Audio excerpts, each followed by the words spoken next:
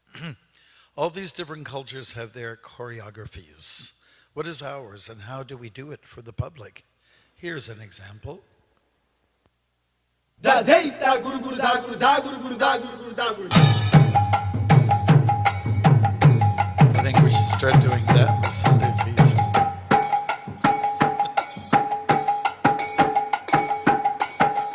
Da dene nak dene nak dene da dene da dene da dene.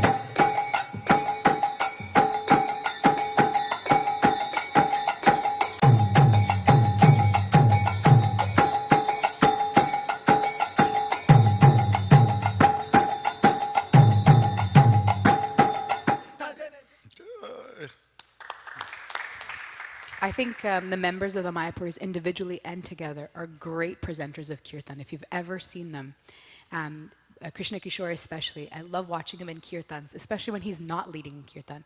The way he gets up and gets everybody singing and dancing in Mayapur, in Florida, wherever he may be. Toronto, he's done it many times. And I think Margie, you've asked him sometimes to do that in Kirtan, is to just kind of help direct the Kirtan and be a bit, he has a really good mind of monitoring the Kirtan and knowing when to, okay, you guys settle down, okay, we need more wampers or something like that.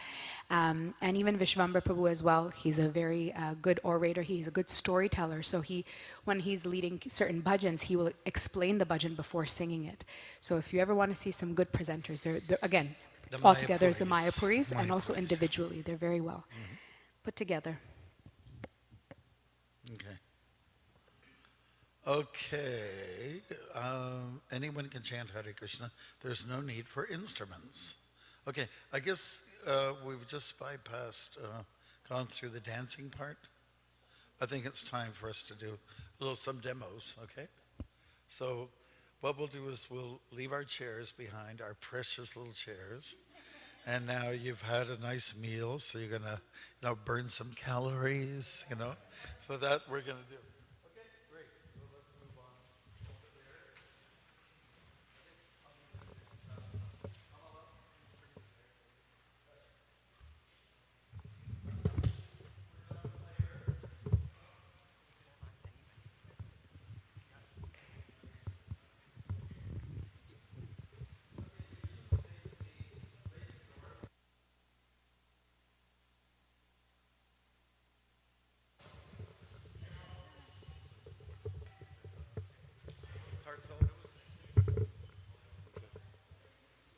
Yeah, if you could just face this way, make enough room for everyone. This room, that's right out. Put your arms out like this, okay, and swivel like this. If you're bumping into someone, you know that. Can you hold?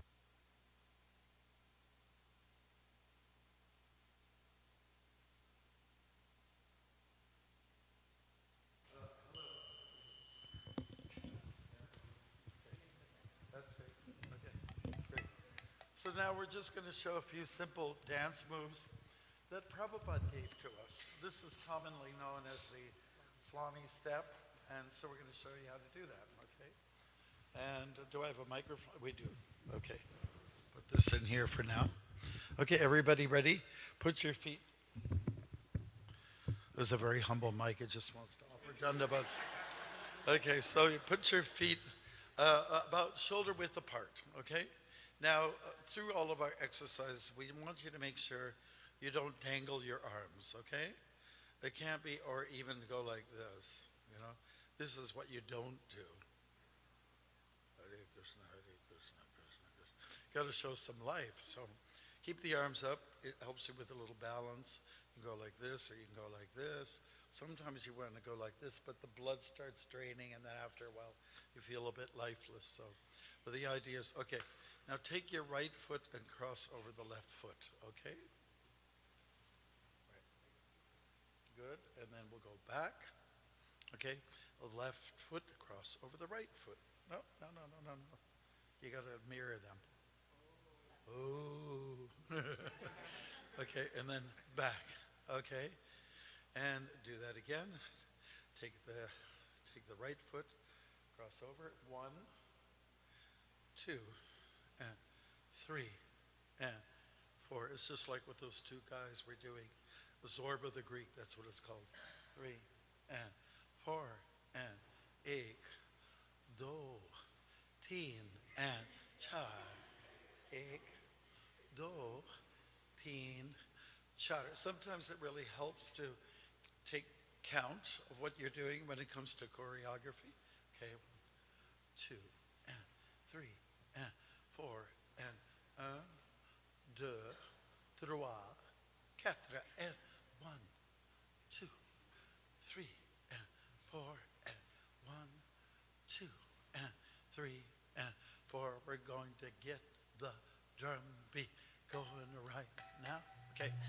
Now you're going to start to realize when you do things together like this, there's an incredible force that's happening.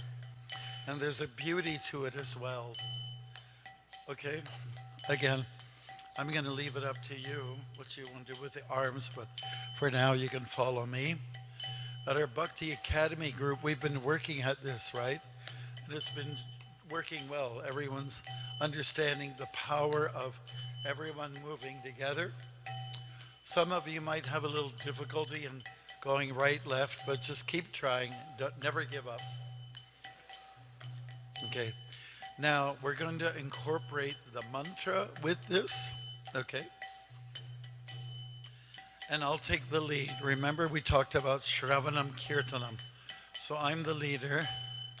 And we start giving out summon slips for people who don't follow. I'm going to sing a melody that we used to sing during Prabhupada's time.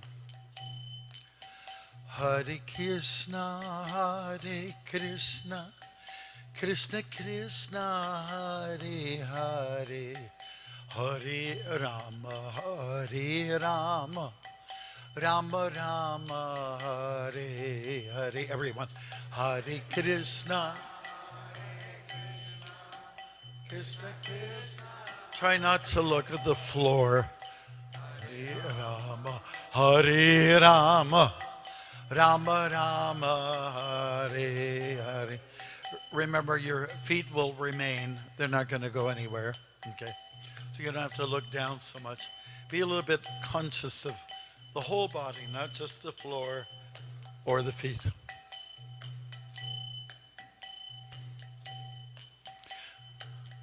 Hare Krishna, Hare Krishna, Krishna Krishna, Hare Hare, Hare Rama, Hare Rama, Rama Rama, Hare Hare, Hare Krishna,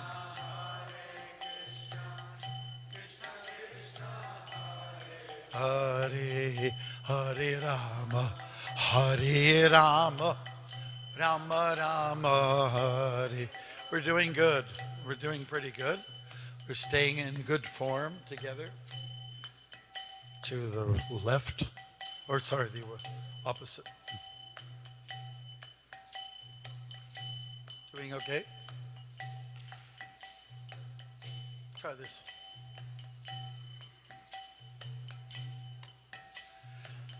Hare Krishna, Hare Krishna, Krishna Krishna, Hare Hare, Hare Rama, Hare Rama, Rama Rama, Hare Hare.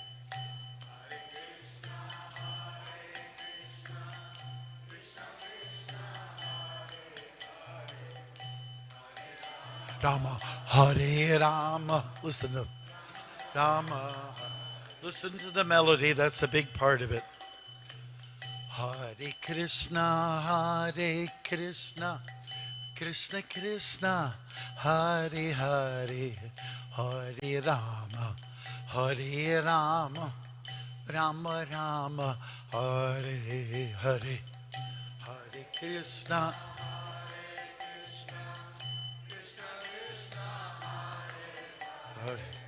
Hare Rama, Hare Rama, Rama Rama. Okay, now we'll do part 2 of this melody. Hare Krishna, Hare Krishna, Krishna Krishna, Hare Hare, Hare Rama, Hare Rama, Rama Rama, Hare Hare. Everyone, Hare Krishna, Hare Krishna, Krishna Krishna, Hare Hare, Hare Rama, Hare Rama, Rama Rama, Hare Hare. Okay, it's beautiful, isn't it? You all look like a bunch of angels ready to fly. Okay, we've been going side by side, side this way and that way, this way and that way. Now, we're going to do something slightly different, which kind of works, okay?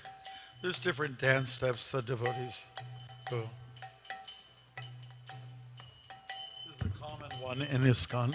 Okay, here's another one which reflects a little bit what the Manipuris do. It's a little bit like this, okay? So I'll turn around. Okay, we're going to use the right leg. The left leg is a little bit like a pivot, okay? So we're going to go forward and back. So with your hands out to keep balance. Okay, step forward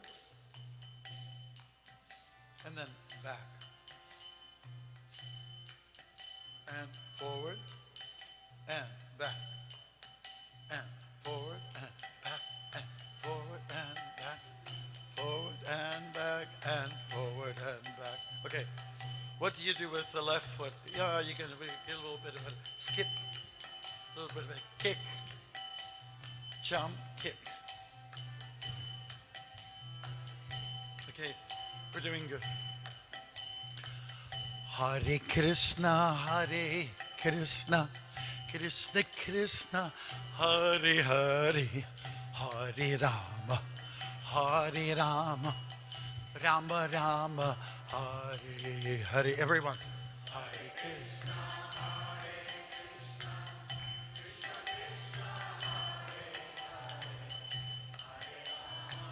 Hare Rama, Rama Rama, Hare. Go, step on the beat. I'm just exaggerating a little bit. Step on the beat. Boom. Boom. Boom. Boom. Hare Krishna, Hare Krishna, Krishna Krishna, Hare Hare, Hare Rama, Hare Rama, Rama Rama, Hare Hare.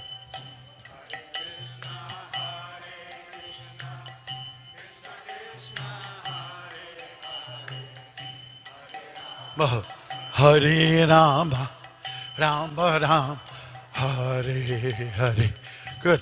We're part 2 of the song. Hare Krishna, Hare Krishna, Krishna Krishna, Hare Hare, Hare Rama, Hare Rama, Rama Rama, Hare Hare. Hare Krishna, Hare Krishna,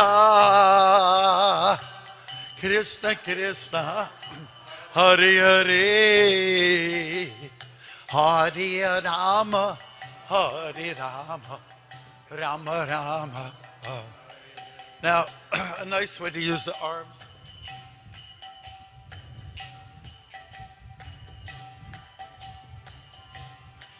Sometimes this is really nicely done in a circle. Yeah, good. Guys, you got a little better there. On the beat. Okay, maybe it'll help to be a little bit warrior-like. Hoo. Hoo. Hoo. Hoo. Hoo. Hoo. Hoo. Hare Krishna, Hare Krishna, Krishna Krishna, Hare Hare, Hare Rama, Hare Rama, Rama Rama, Hare Hare. Hare Krishna, Krishna Krishna, Hare Hare, Hare Rama, Hare Rama, Rama Rama, Hare. Very good. Very good. Clap. Give yourselves a hand. Oh, now we're clapping. Okay, let's incorporate the clapping and the dancing together. The back and forth, okay? Forward and back, forward and back, forward and back, and forward and back, and forward and back, forward. Say it. Forward and back, and forward and back, forward and back, and forward and back, forward and back, forward and back. Hare Krishna, Hare Krishna, Krishna Krishna, Hare Hare, Hare Rama, Hare Rama, Rama Rama, Hare Hare. Hare Krishna, Hare Krishna, Krishna Krishna, Hare Hare, Hare Rama, Hare Rama, Rama Rama. I'll incorporate one more move, one extra move, okay? Forward and back, and forward and back, forward and back. We're gonna turn around, and forward and back, forward and back, forward and back. We're going to turn around. Yes, turn. Yeah, turn on the left-hand side. Forward and back, forward and back, forward and back. We're going to turn around, and forward and back, forward and back, forward and back. We're going to turn around, and forward and back, forward and back. We're going to turn around. Yes. Very good.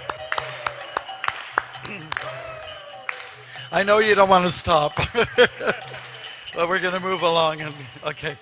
And you know this, when we say surrender, Krishna states in the Bhagavad Gita, Sarvadharaman Parityaja. Basically he's saying, surrender, get off your butt, and dance. Because the whole idea of surrender your whole body, not just this, you know, not just the mind, but the whole body from head to toe must be used. And this is Chaitanya Mahaprabhu's specialty, and his associates, they brought song and dance. They showed a new way of expressing gratitude to the Lord through dance. Any questions on this? Okay. Sometimes we like to do this and then the turnaround, we do it after a mantra's over. Okay, good. Let's go back to our seats and forward and back, forward and back, forward and back. You got to turn around, forward and back.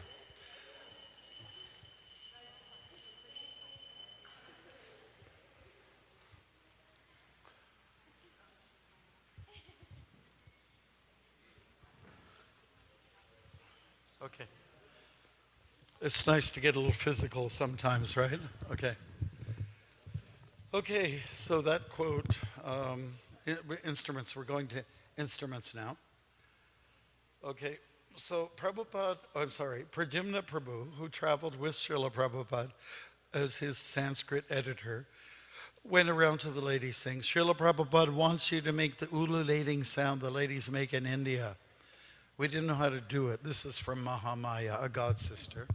However, we want to please Srila Prabhupada, so we tried, okay? And I took this video myself, okay?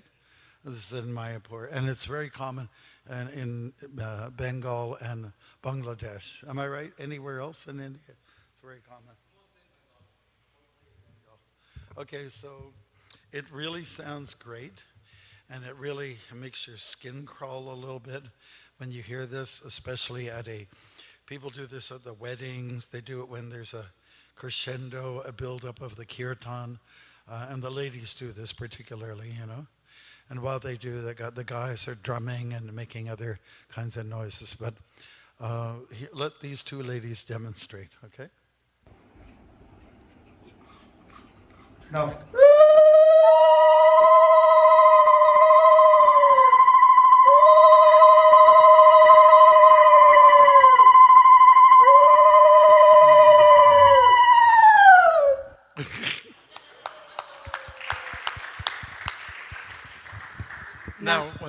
Can you do it for you? Because he's from Bangladesh, so you can. No, wait. We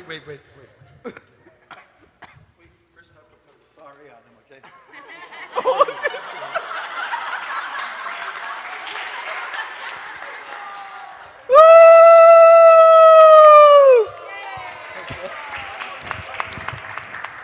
Okay, some of the girls, with the BA, we see you're sometimes trying, but Bhakti Academy, that is, but we can do a little better job. And it really sounds, for the public, I think they really like it. It arouses them.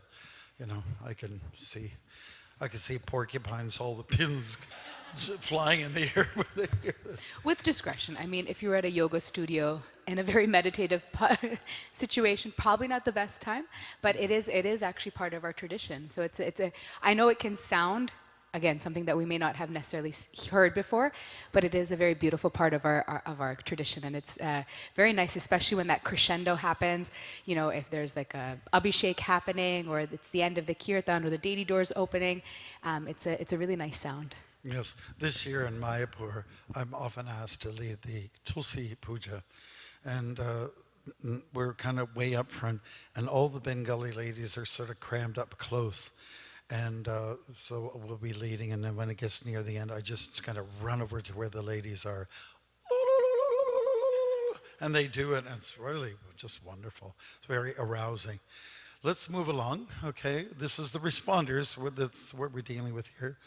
Now, we're delving a little bit into, like, what we're talking about here.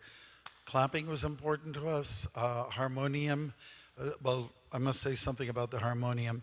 It's not part of our tradition. It was, the harmonium was born in Western Europe, Germany or France. We get two different takes on it.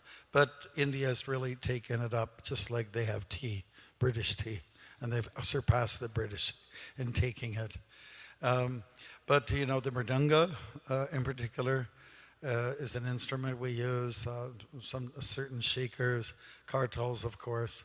Stringed instruments are very part of our tradition, such as in Narada Muni, and Saraswati, the goddess of learning, the goddess of music. She has like an instrument, stringed instrument, much like a sitar. Okay. So now let's listen from another tradition of monks of Assisi. That's in Italy. They're just using their voices. And it's a little bit of a harmonization, but we'd like you to just close your eyes on this and just concentrate on hearing and appreciating the power of the voice without any instruments, okay? And it's all, they're expressing gratitude to the Lord, okay?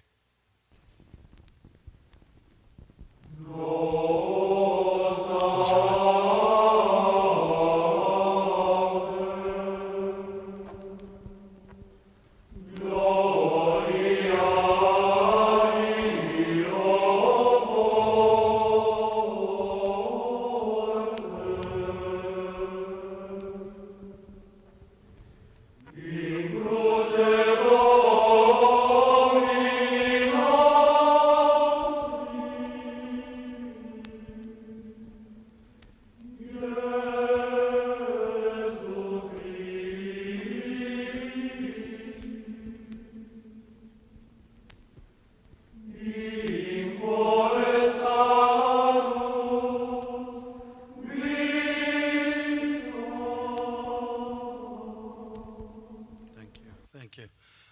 Wasn't that beautiful? There was no guitars. There were no guitars or drum sets or anything like that. Very beautiful, sounding very reverential. And I think Krishna would be very pleased with the endeavors. We're going to go to Mombasa. We're going to go to the Lady Smith group, Lady Smith Mombasa. Paul Simon. Does anybody know Paul Simon? One of the best singers, Simon and Garfunkel. He came upon these fellows. And they are harmonizing.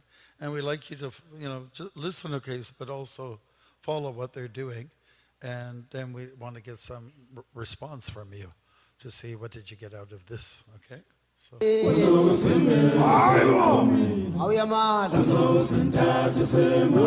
There's a beautiful harmony, deep and rich.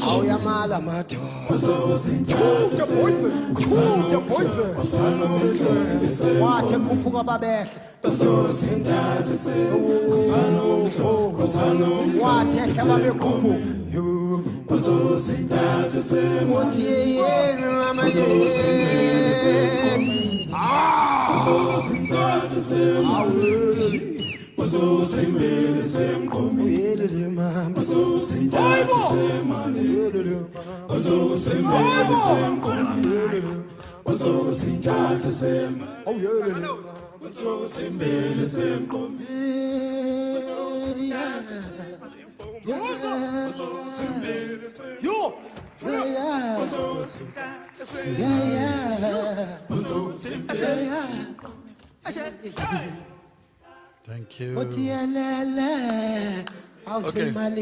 So now I have the good fortune to go to Africa, South Africa every year for the Rath Theatre. I'll be going soon. And I get a chance to work with the Zulus, mostly the Zulu young men and women. We always have fun in the Kirtan. They have so much energy. They're made for music and dance, you know, and they're great on the stage. So what we'd like you to do is just hear from you. I know there might be quick answers with our gopher. Just tell us a little bit of what you got out of that. What did you see that we can learn from?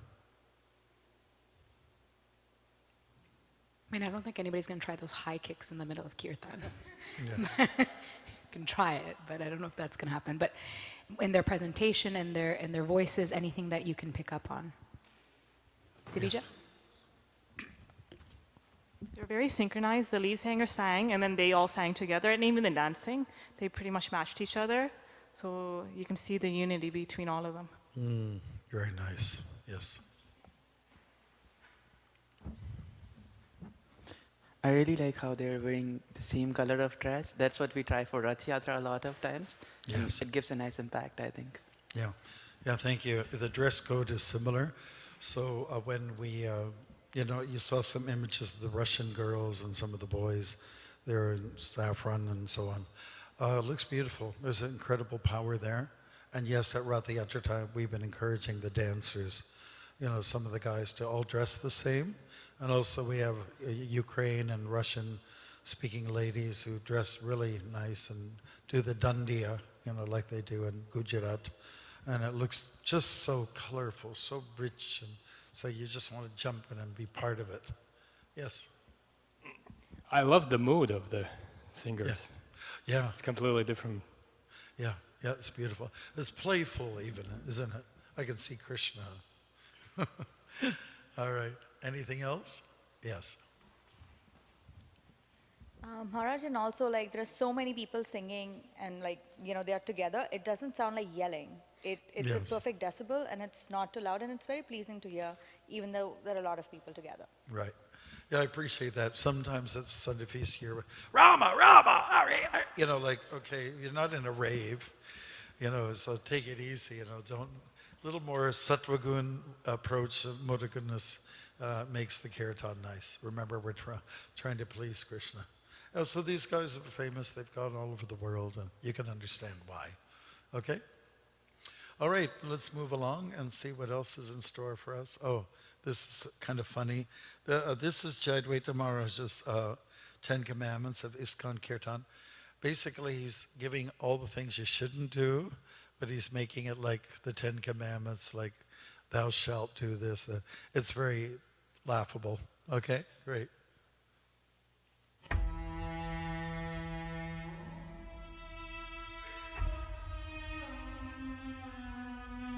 Thou shalt chant as many tunes as thou canst think of. Oh, we're not supposed to do that, right?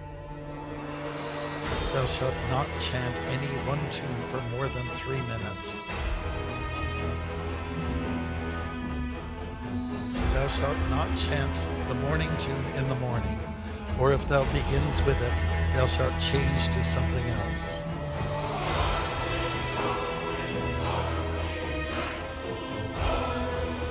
Thou shalt start fast, speed up more, then stop and start over again. The more times, the better. Again, it's not what you're supposed to do. If thou art the drummer, thou shalt always set your own pace and pattern, and let the singer follow thee or go to hell. Thou shalt always chant Jai Prabhupada, Jai Gurudev, Jai Gauri Jai, Jai, all the names of the deities, and any other Jais thou canst think of as many times as possible. Thou shalt always end kirtans this way. This is what you're not supposed to do.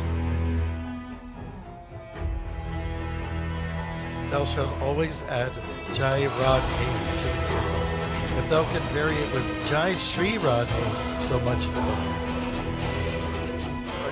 Radhe is there, but Krishna would have to be. Thou shalt not let the Hare Krishna mantra take up more than 10% of the kirtan. Heaven forbid thou shouldest chant it all the way through. If thou art Indian, thou shalt try to sound like a professional bhajan singer. If thou art not Indian, thou shalt try to sound like an Indian bhajan singer.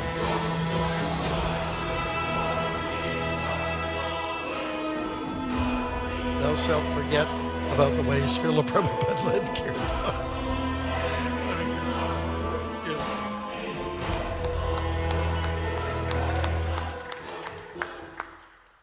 Any of you experienced that in a kirtan? Yeah. Sometimes people do that. What is appa or whatever? The alap, yeah, the alap.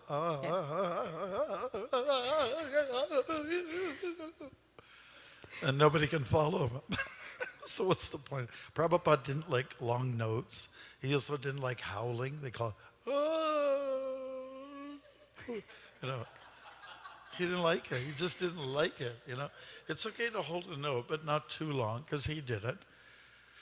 Okay, kirtan content. This is the juicy part. We've gone through all the philosophy, the theoretical parts of it, and this is the part where we'll probably see more hands come up, and we do anticipate it, and we want it, we encourage it. But Maharaj coined this phrase that I always like to bring up: what you can chant, what you should not chant, and what you can get away with. Okay, so there are some things that will be in that grayish area that have become part of our culture, like the Hari Bols. Hari Bol is now not just to chant, it means to chant the name of Lord Hari, but now it's become a greeting, it's become a way to get your attention, it's become all these different things. So we'll talk about those things that fit in that gray area and what kind of discretions we can use with them.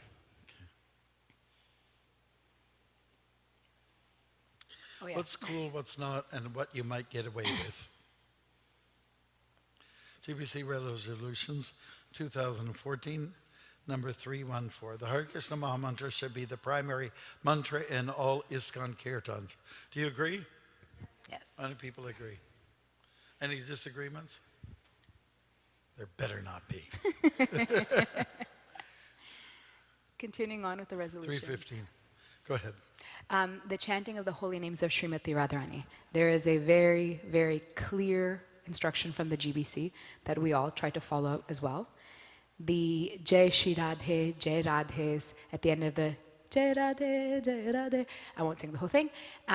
Those are we don't chant the names of Srimati Radharani by itself. It is actually not part of our Gaudiya Vaishnava tradition to ever leave Srimati Radharani away from Krishna. Krishna and Radha are always together. That's why they're together in the Hare Krishna Maha Mantra as well. Hare is another form of Srimati Radharani. So it is actually an offense to Srimati Radharani, and of course Shri Krishna as well, to chant either of their names without the other. It is too much, I would say, too much individuality. We want to keep them together. And that is the way that we worship Radha and Krishna, is together. It's never separate. Of course, different sampradayas may have that. I know if you go to Vrindavan, Shri Radhe is written everywhere. You'll hear people chant it as well. I know there's a variation now at the end of kirtans. People will sing Jai Jai Shri Radhe, and then they'll include Sham.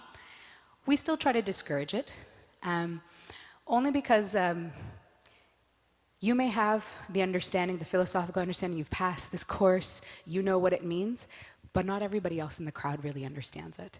And so it might encourage or give license to other people to say, okay, Yeah, in ISKCON temples, you can sing Jai Jai Shri Radhe.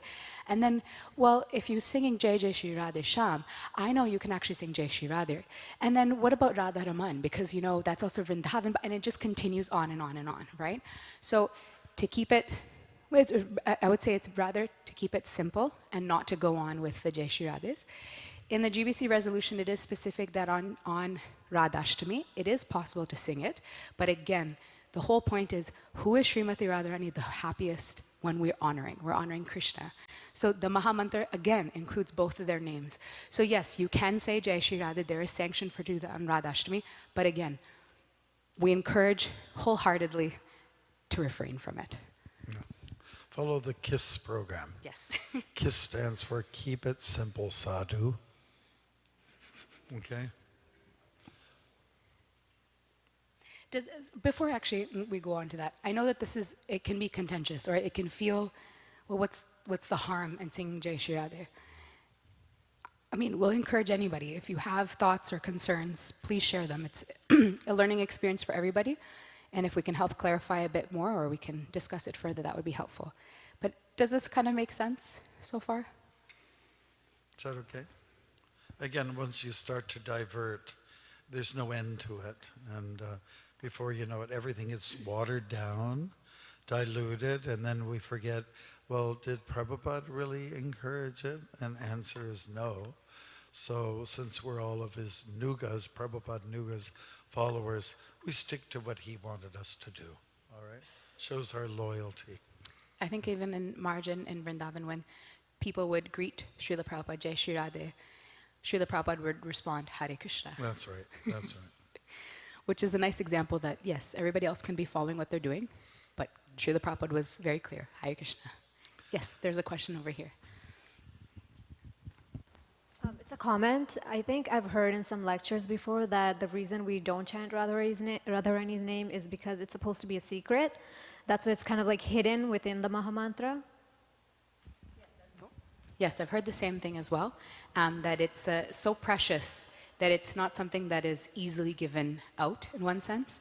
So to almost, a bit harsh of a thing to say, but chanting Srimati Radharani's like that so openly is kind of almost cheapens it, right? And unfortunately cheapens Srimati Radharani, which we never want to do. Over here. Oh, sorry, my apologies. Yeah, Mataji, just to add to the thought, if Shukdev Goswami... Can you speak up a little bit or use the mic? If Shukdev Goswami thought of mentioning Radharani only once in the whole Srimad Bhagavatam, that too in a very secretive way, who are we to surpass that? Absolutely. Very good point, yes. Right, that sacred. Sacred and that humility in saying Srimati Radharani's name. So again, it is very easy to be swayed by it because we see many public kirtan leaders, and public I mean in the sense of we see their recordings and videos and all that they do sing it. And it is not our place to go to Radha Desh Mellows or any other kirtan festival to say, Prabhu, guess what? But we can at least carry it in our hearts that like, okay, this person is doing this. I don't have any influence on them, but I know that if I were to lead kirtan or if I'm in that position, I'm really not going to sing it, and I can encourage others to do so in a loving way for those who you can speak to.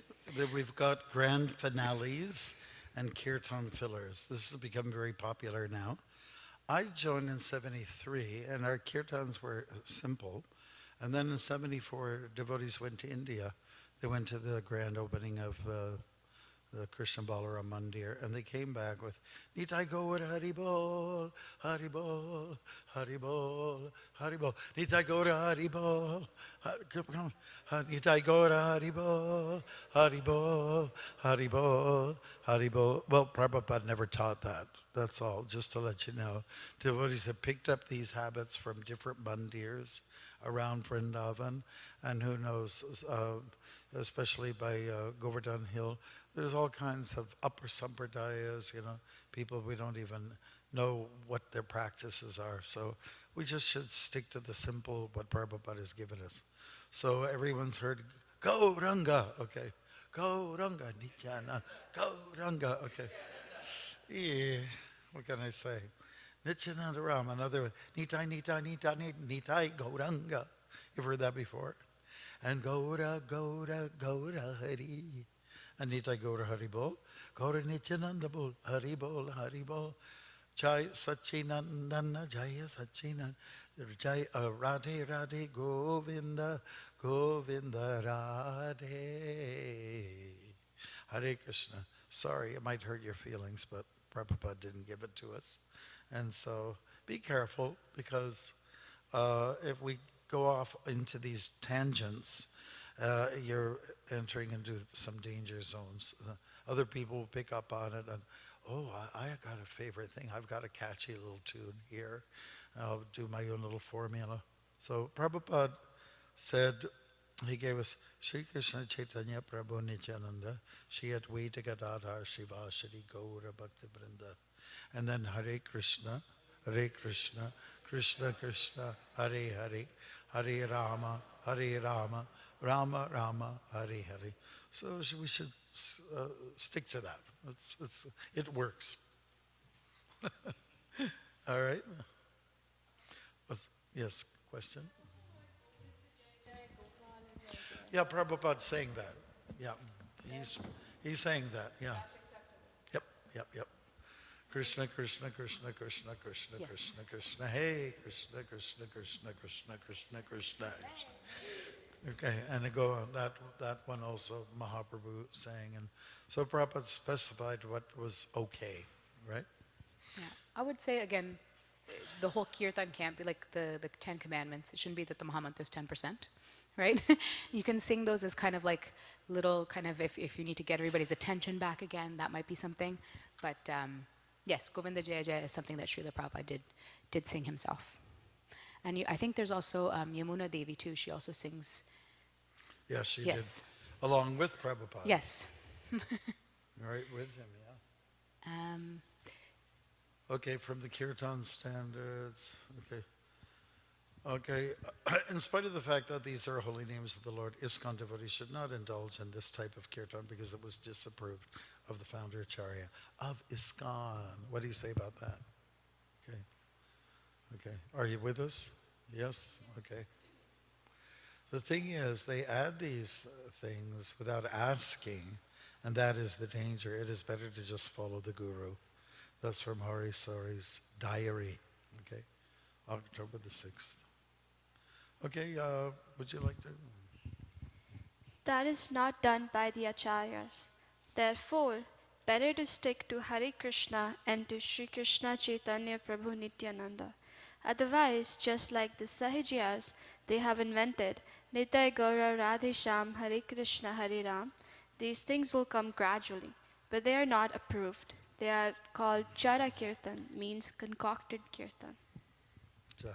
On the morning walk in Mayapur, 75. Next. I was going to say, if you look at this concocted, unfortunately, Kirtan, Nitai Gaur, Radhesham, Hare Krishna, Hare Ram, technically, like, those are all names of the Lord, right? I mean, we see Nitai Gaur, or we chant that in the Panchatattva Mahamantra. Part of the Mahamantra is there with Hare Krishna and Hare Ram. So it sounds okay. But the thing is, again, what Srila Prabhupada is focusing on is that this is a concocted Kirtan. So it doesn't have the syllables. There's actual rhythm and reason to why the Hare Krishna Mahamantra is built the way it is. I attended a class by Mahatma Prabhu many years ago, and he said, what if like the Mahamantra was peanut butter, jelly, jelly, peanut butter. It doesn't sound like, I mean, if you had to keep chanting that, it's not actually very pleasing to the heart or the mind, and very easy to sway off of it.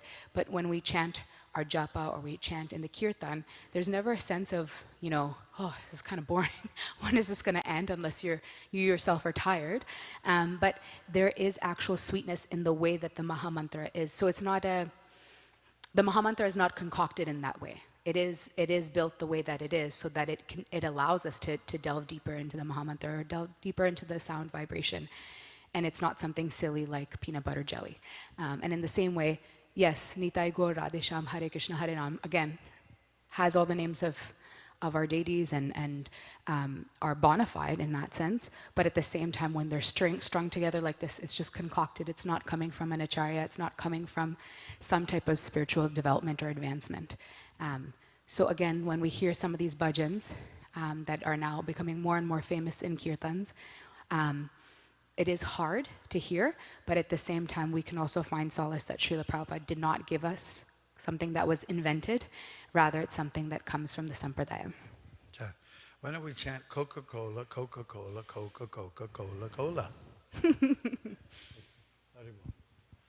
Oh, this is from Chaitanya Swami at a seminar. Govinda Bolo Hari Gopala Bolo, concocted. Radharani Ki Jai. I'm just singing it the way they sing it. Radharani Ki Jai, Maharani Ki Jai. Is that pretty much the way it goes? Jaya Radha Ramana Hari Bol. Hare Krishna. So We again, don't do it. We don't do it. yeah, these are very much, again, very popularized, very familiar if you're coming from an Indian background, but they are actually concocted bhajans and do not have the backing of our sampradaya. And they also don't have the same potency. Yes. For that reason. Okay, well, yes. Just a doubt. So, if anybody chants, can you please? Please. If anybody chants even one of these mantras in the public, so is this offense in any kind of way or not an offense? Like the doubt which I have is, as you mentioned, those are the name of Lord, right? So if I speak it, is it offense in any way or not an offense? Well, it's offensive in the sense that you're deviating from what our acharyas, what our gurus have given us. So if you're just concocting something and, it's a deviation and we just try to avoid that, yeah. And we've got enough mantras. The Maha Mantra, for instance, works. It's very powerful. What is the need for diverting to other things, right? So the idea is that you try to follow, follow some mentor, like a guru, instead of making up your own stuff. It's not like a free-for-all. That's the way we look at it. And then going back to the driving course, you can't make up your own rules, if there's an arrow pointing right, you go right and say, I think I'll do something different. I think we'll get a bang out of it. Literally, So just the idea is to follow, They have a saying in the armed forces, lead, follow, or get out of the way. What do you think about that? Lead, follow, or get out of the way. Hare Krishna. Anybody else? Hare Krishna. Mata, you had shown earlier, that private kirtan, right, in a public, and there is we do in home program, for example, which is like a private setting, right, not in a temple, not in a public. So there also we should do the same standard that Prabhupada has given here, or we can have a little bit different, because I see there it is a little different than what is in the temple. Yeah, I would say so. I mean, again, in a home program, you probably have the liberties to sing a more complicated bhajan that's from our Vaishnava songbook. So like some of the Bengali bhajans are a bit harder to follow, or they're very long, that may not work in a temple program. So that's a great place to do that. I think what ends up happening is that there are probably more liberties taken, unfortunately, in home programs or closed programs because we think that it's not so public. But with the lovely Instagram, Facebook, social media, not many things remain private anymore, right? So I think maybe I can pose it as a question more when we see these things, is that yes, it's a home program, so I get to do whatever I want. Or again, it's not in the temple, so like, is Srila Prabhupada not looking? But I think what I would add to it is that whether you're in the temple or you're at home, you're still representatives of Srila Prabhupada, right? Like if I think of, like, I came from a bhakti vriksha. That's how I came into Krishna consciousness. And in those bhakti vrikshas, which are just like smaller gatherings, if they started singing different things, because again, it's a closed event and no one else is going to be there, no one's going to hear us, and Bhakti Marg Swami's not there to tell us anything, you could do that, but it still changes the heart, right? It still allows for that consciousness to seep in, that, okay, I can sing whatever I want at home, and I have different, rules for myself at home, but in the temple, okay, yeah, I'll just sing Mahamantra, it's fine. You can do that, but I would question what that changes for your own consciousness, right? That if I'm doing this kind of like duality of like doing something, one thing in the temple and thinking one way, but at home I think a different way. Yeah, I think it's a bit hypocritical, I guess.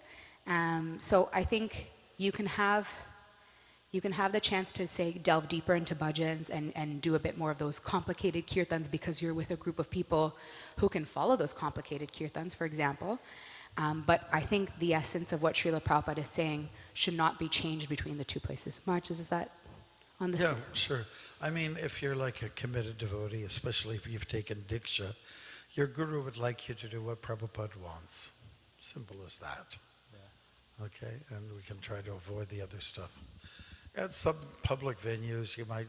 I've been in yoga groups and they do stuff in English and, let's say they'll sing like, I open myself up to the oneness, blah, blah, blah. And I'll sing with them. And because I don't want to say I'm out of the party, I don't want to be a party basher. And there's really nothing wrong with it so much. But we always end up with a Hare Krishna Mahamantra. And any places where I've gone to, everybody loves that the most. All the yoga groups, whether you've got a Mayavadi tint to your philosophy, they just love the Mahamantra the most.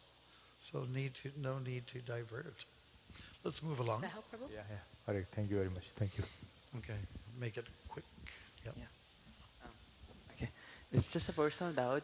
We have a lot of bhajans by Srila Bhakti Siddhanta. We have a lot of what?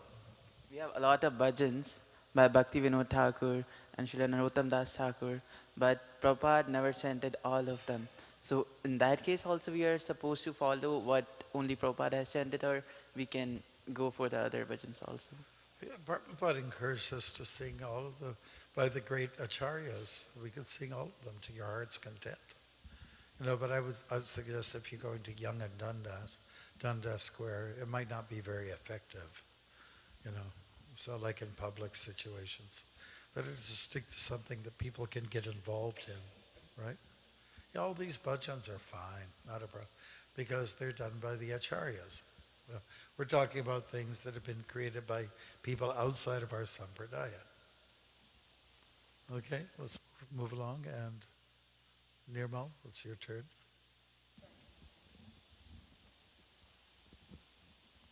Regarding the Radhesham chanting which you have heard, it's not very good in our temple. Strictly Hare Krishna chanting should be given more importance. There is no harm in this mantra you have heard, but it is not very important. Srila Prabhupada, letter to Malati, January 28th, 1967. Prabhu, I was hoping that this would come up soon. I think this kind of also helps. You were asking about, is there an offense? I think this is kind of helpful in that sense, that there's no harm in the mantra that you've heard, because like you said, it's much better than singing or hearing Taylor Swift, for example, though people would argue. But but there's no harm in the mantra. Don't come and dress like her. Yes, exactly. But it is not very important in comparison to the Mahamantra. I hope that helps a little bit too.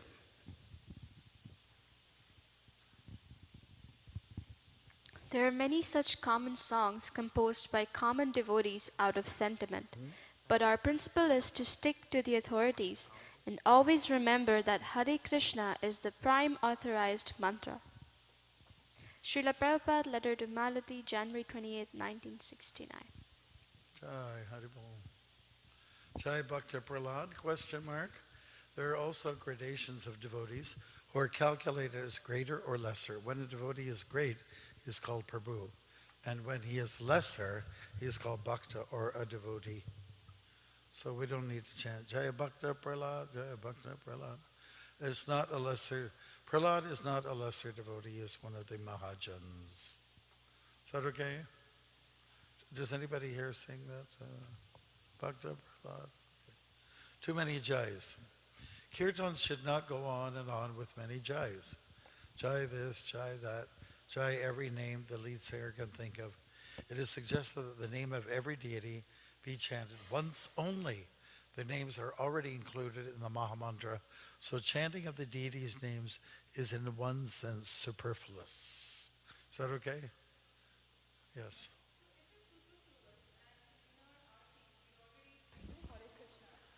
then why do we have at the end of Narsimha Arti, Jai Narsimha Dev, Jai Prahlad Maharaj, if it's all inclusive? Yes, that's true. I mean, I never chanted.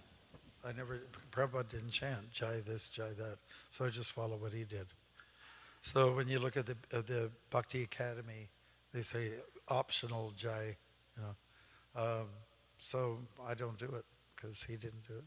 If you want to do it, it's not a big mistake. Main thing is that you know you're pointing at Narasimha and Prahlad because you've been singing about them, and so that's the mood is appropriate. But generally we don't do that. And we chant Jai Prabhupada. Why? Because he's an exception.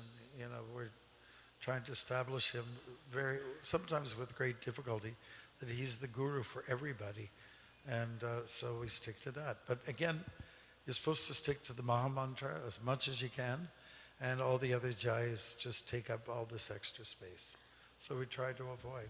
Can I ask one more question? So in our, like say we have a small altar at home, then also there is no point, if we just do Hare Krishna, that is inclusive of all the deities. We don't need to do individually everyone. Well, like I mentioned, there was Lokanath Swami who was with Prabhupada, and they went to the different altars. And Maharaj had asked Prabhupada, is it okay to just address the deity's name, you know, as you go along? And he said, yeah, it was okay. But the point is, don't go on Jai everybody, Jai this, Jai Donald Trump, Jai, you know. I mean, just keep it KISS, you know, keep it simple, stupid program, and just stick to this Mahamantra. It's good enough, you know. And you know, I just try to keep it simple. I don't do Haribols or anything like that because Prabhupada didn't do it. I think it's one of those things that Marge was talking about. Like, it's probably what you can get away with. Should you do it all the time? Yeah, maybe there's a place and time for it. Do you have to do it every time? No. It is not like, it's not an offense if you don't say Jai, Gaurnitai, Jai, Radhikishore. If you just ended, you know, did Mahamantra and said Jai Prabhupada at the end, that's also fine. I know I've gotten some looks from people if I didn't sing Gaur Arti at 6 o'clock, but it was like also a big program. And so many people came up to me and said, you need to sing Gaur Arti. I'm like, I know, but there's no screen anywhere, so we're going to sing Mahamantra. And it was, oh my gosh, we're going to sing Mahamantra for Gaur Arti. It's still, you know, like what I'm trying to allude to is that like there's no hard and fast rules with that specifically, that both are, you know, if you don't end with Jaya, because again, we're so used to it, or we don't end our kirtan with Nitai Gaura Hari Bol, it kind of feels like, oh, maybe I didn't do it. I don't think there should be any feeling like that. You could literally end with a Mahamantra and just end there, or as Marge does with the Nishinga Pranam, he ends with the last part of the Nishinga Pranam and doesn't say Jai, Nishinga Dev, Jai Prahlad Marge, and you're not doing an offense by not doing so. Yeah, you won't go to hell. Guaranteed. Okay. Chanting Jai Gurudev. How many of us have heard chanting Jai Gurudev in kirtans? Oh my God. Oh, sorry. You had a question. My I had apologies. a question about the previous slide, Maharaj. Some initiating spiritual masters, they, you know, might say Nitai Gaura Hari Bol at the end. So would singing something like that be counted as you can get away with it, or is it like something? Yeah. Okay. So it's That's like, right. That's right. Yeah. And again, it's just something that Prabhupada didn't do. So that's why he made a disclaimer in the beginning. Yeah. So again, what's cool, what's not cool, or what you can get away with. Those are our themes here. It's also become very much part of our culture. It's kind of hard to get away with, but now that we have the philosophical understanding, okay, this is where Srila Prabhupada was on it, maybe I'll reduce a bit of how much I sing it, right? Or I don't have to feel like, oh, yes, I have to sing it, and if I don't sing it, then this whole half hour that I've been singing is gone to the garbage, and you know, I'm not going to get any spiritual benefit of it. I would say, like, yeah, it's just become part of our culture, but we can still understand the basis of what Srila Prabhupada gave us. We were talking about Jai Gurudev. How many of us have heard it in a kirtan? Yeah. It's a lot. I'll just read the quote here. This is impersonalism. As soon as we offer obeisances to Guru, the name should be there. We are strictly personalists. The Sahajas, they write glories to Guru. Why you are learning this impersonalism? Who has taught you? Daily, I am offering obeisances to my Guru by vibrating his real name, Srila Bhakti Siddhanta Saraswati. Otherwise, it is impersonal. So that's a pretty heavy one, or a very strict one. Yeah, that's right. That, again, it's become part, I think Jai Gurudev has almost become part of the Jayas that we all do. So we do Jai Gaurnitai, Jai Radhakirti Gopinath, Jai Jagannath Baladev Subhadra, Jai Srila Prabhupada, Jai Gurudev. And again, you get into that same process. But Srila Prabhupada is also highlighting the fact that this is actually quite impersonal, because we're not actually chanting the name of our spiritual master or our guru in this case. Now, is there a place to do that in Kirtan? There is. For Vyasa Pujas, so the celebration of your spiritual master's appearance day or birthday, for a colloquial term there, GBC does allow you to say Jaya at that time. It is allowed. But again, as Marge was alluding to before, I think your spiritual master, whoever he may be, or he or she may be, hopefully she soon, he or she may be, that they would want you to honor Srila Prabhupada and honor the Mahamantra first and foremost. So there is sanction for it to be done, because that is a very specific event of Vyasa Puja, or again, the celebration of the appearance day of the spiritual master. But it doesn't really have a place in regular kirtans, because again, who are you talking about when you say Jai Gurudev? I don't know who your spiritual master is. I mean, I'll probably say Jai to them anyways, but I don't know who you're speaking about. And again, we are personalists, not impersonalists. After Prabhupada passed away, we had 11 people who were initiating.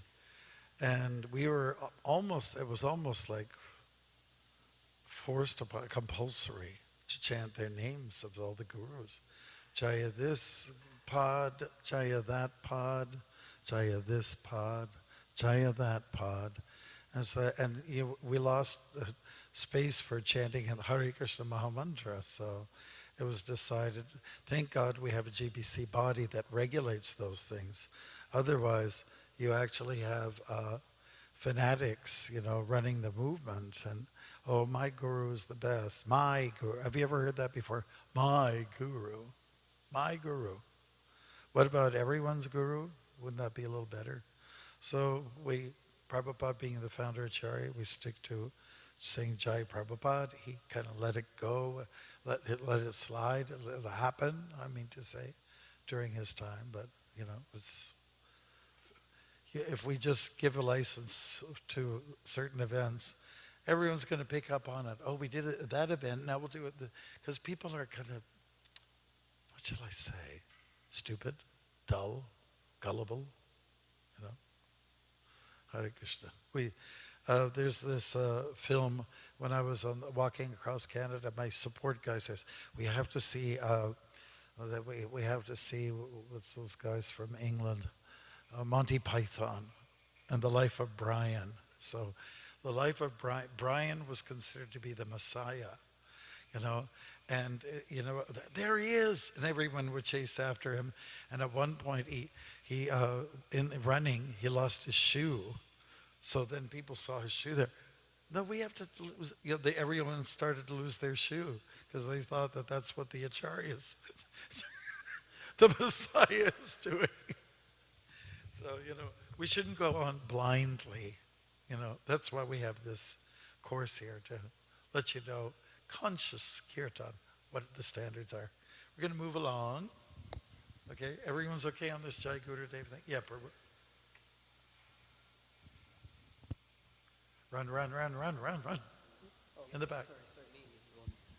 Hare Krishna Maharaj. So Maharaj, it was mentioned here that we should not change the bhajan or any kirtan. So in Guru Vandana, we have sometimes seen that Prabhu koro doya deho more padachaya. So sometimes we say Prabhupada koro doya deho more padachaya. So is it fine? I don't do it. Why should we? Because in that it is also mentioned that's Lokanath Lokera Jivana. So that's the name of spiritual master of Narottam Das Thakur. So if we can do it, so is it right or not right? I just follow the translation as it's given and stick to that. Okay. There's no one specific there. There isn't anybody specific in the song. right? Okay. It's, Yep. It's generic. I think it takes away from the bhajan itself. Like Guru Vandana, yes, it is Narottama Das Thakur speaking about Lokanath Maharaj. Lokanath, sorry, I was like Lokanath. But I don't think that takes away from the meaning that, or the fact that we're chanting it for Srila Prabhupada or a spiritual master. I don't think it takes it away from that. I think that's what it is. It also happens with Ki Bajaya, Gaura Aarti. Many people will sing, if you look on KKS Songs, which is a website that many devotees use to follow along. Gaura Aarti and also Sri Krishna Chaitanya Prabhu. That bhajan as well, there's another verse, but we never sing that verse.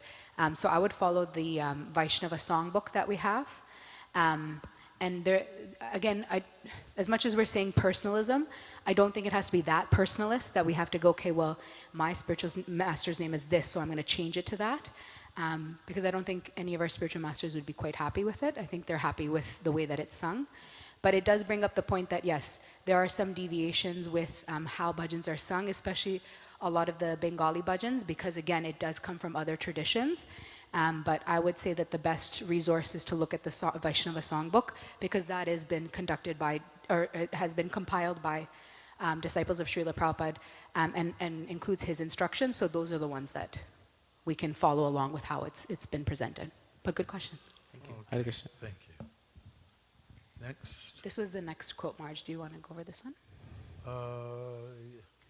You do not sing Jai Gurudev. The word Gurudev is impersonal. It can mean anyone. If you want to indicate your spiritual master, you call him by name. So it's Jai Prabhupada. Hare Krishna. Everyone okay with that? Or high five. Okay. Next. Go ahead. Chanting Haribol. Srila Prabhupada expressed some displeasure about the chanting of so many different mantras. They can chant their Nitai Gaura Haribol, he said, but it will chant, but I will chant Hare Krishna and go back home, back to Godhead. Perhaps we had understood the translation of Haribol, then we would have known what to do. Remembering Mayapur Festival, March 18th, 1973. Prabhupada said, Nitai Gaura Haribol is alright, because they are bona fide names of the Lord. But the real point is that we should strictly follow only what the acharyas have given. This is the process. He said that the acharyas only chant all 5 names of the Panch Tattva, not just 2. Harisuri Diary, September 6th, Vrindavan. Hare Krishna. At midday arti, some devotees were singing over the microphone a mantra glorifying Sitaram. Ragapati Raghava Raja Ram, Patita Bhavana Sitaram, see, etc. They were also chanting some other mantras. Srila Prabhupada sent me into the temple with the message that they stop. He wanted them to simply chant the Hare Krishna Mahamantra, since it automatically includes Lord Ram. He said that other mantras were not necessary. That was not, Ram Naomi, my God, look at. All right? All right. We generally sing 2 songs. One is Sri Krishna Chaitanya Prabhu Nityananda. Shri Advaita Gadadhar Srivasadi Gaura Bhakta Vrinda. This is bona fide. It is also mentioned in the Chaitanya Charitamrita, and it is accepted by the acharyas. The other, of course, is the Maha Mantra. I'm glad we fixed that typo. I used to say Mama Mantra. Okay. Hare Krishna, Krishna Krishna, Hare Hare, Hare Rama, Rama Rama, Hare Hare. From the Srimad Bhagavatam, 8th canto. Next. We may also sing the songs of Narottam Das Thakur. That's your question, right? Bhakti Vinod Thakur and Lochana Das Thakur. But these 2 songs, Sri Krishna Chaitanya and the Hare Krishna Mahamantra, are sufficient to please the Supreme Personality of Godhead. Hare Krishna. Go ahead. Authorized songs means the songs which were sung or composed by self-realized acharyas. It is an injunction in the Vaishnava regulations that unauthorized songs or statements should never be heard.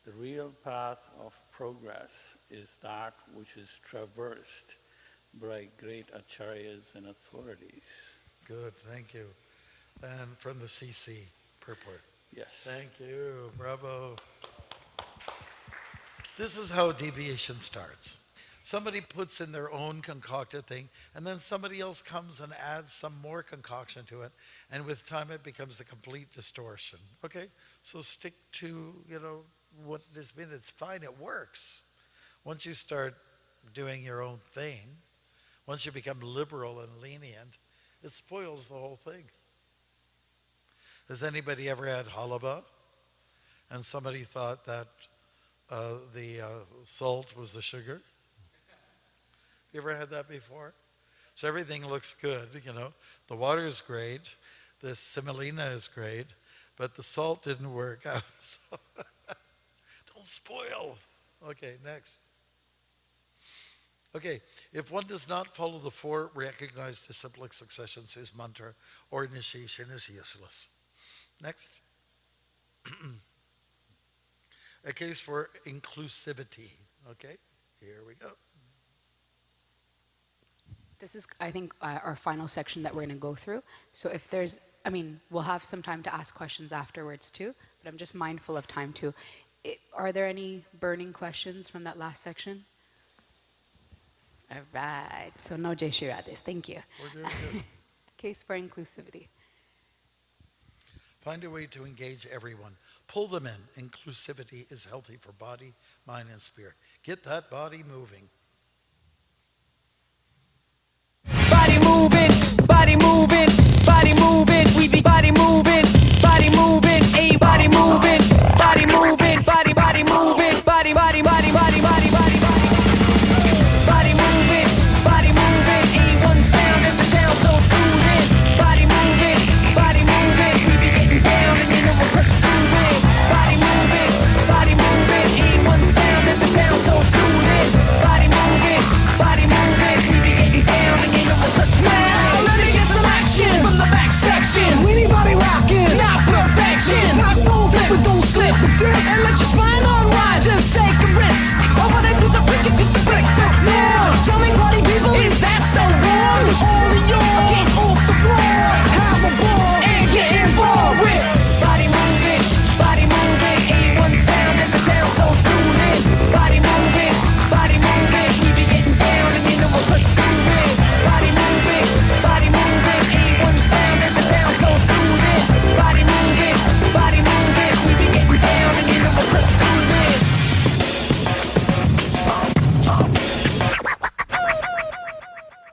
Hare Krishna. All right, great. Purity is the force. Our devotional practice and purity shall be so strong that wherever we chant, there will be immediately an impression in the audience for devotion to Krishna. Letter to Tamal Krishna, October 30th, 69. We can attract people by some gorgeous show, but inside there must be strict purity and seriousness. Otherwise they shall be attracted by the gorgeous show only. Letter to Mother Dwisha, July the 8th, 1972. An intelligent disciple just takes whatever his spiritual master provides for him, considering that to be sufficient. There are many names of God you can chant, but it's best to take what comes in disciplic succession and what the spiritual master introduces. Srila Prabhupada and his disciples in Germany.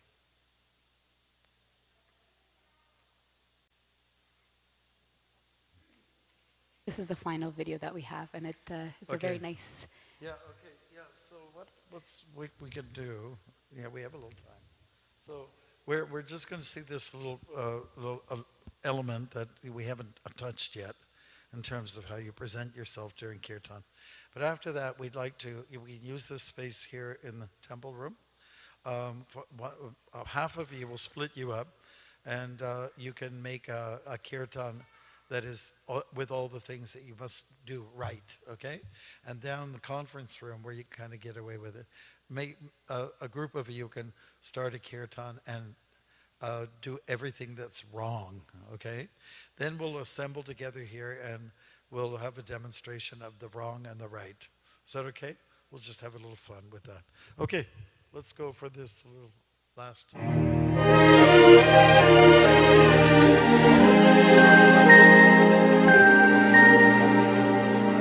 Smile, though your heart is aching. Smile, even though it's breaking. When there are clouds in the sky, you'll get by. If you smile through your fear and sorrow, smile and maybe tomorrow you'll see the sun come shining through for you. Light up your face with gladness. Hide every trace of sadness. Although a tear may be ever so near, that's the time you must keep on trying. Smile, what's the use of crying? You'll find that life is still worthwhile if you just smile.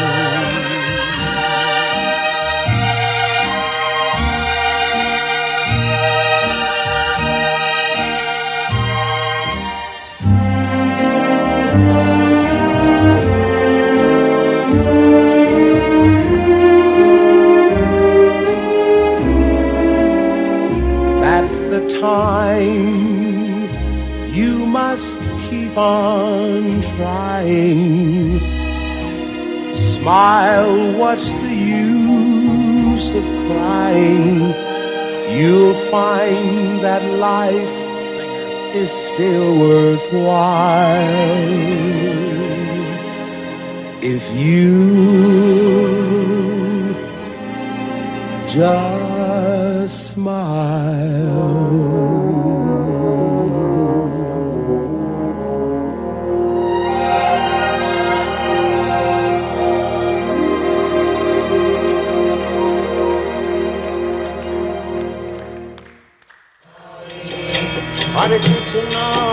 Hare Krishna, Krishna Krishna, Hare Hare, Hare Rama, Rama Rama, Hare Hare. Hare Krishna, Krishna Krishna.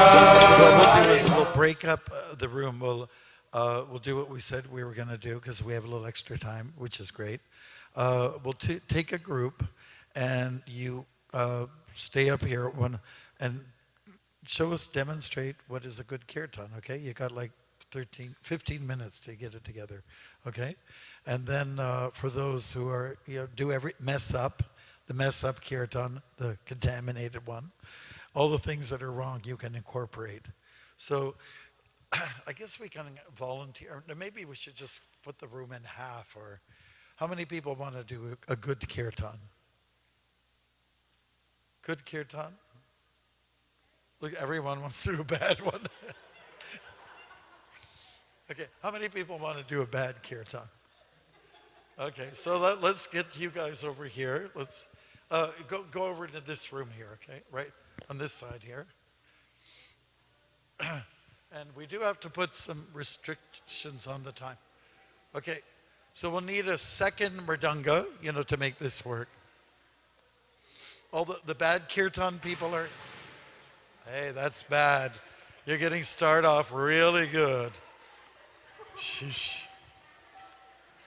Okay, so for the bad kirtan people here, okay, so I definitely need somebody to lead.